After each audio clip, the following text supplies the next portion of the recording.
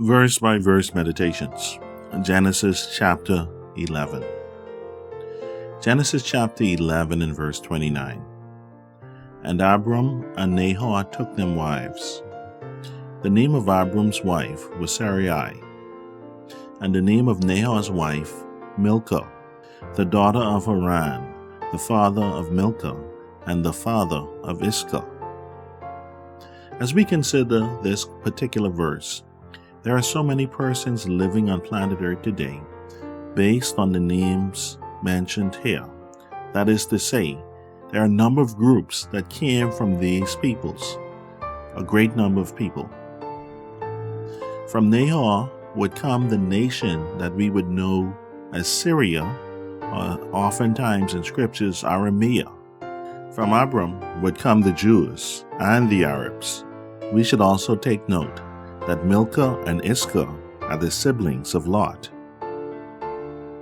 After the death of Haran, Milcah would come under the protection of her uncle Nahor. Lot, we will see, will fall under the protection of Abram.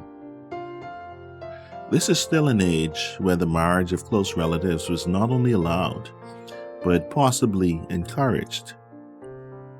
The post-flood era was similar to the time shortly after creation, where if you wanted a mate, your options were very limited. Abram himself will reveal to Pharaoh that his wife Sarai was indeed his half-sister. Let us look at these two wives that these two brothers married. Sarai means princess, and Milcah means queen. In subsequent studies, I've come to realize that Abram is indeed not the firstborn. So while Sarai was married to Abram, her sister-in-law had a higher title than she did, because she was possibly older than Sarai was. In actual fact, Sarai was Terah's daughter, so that would mean that she was Milcah's aunt.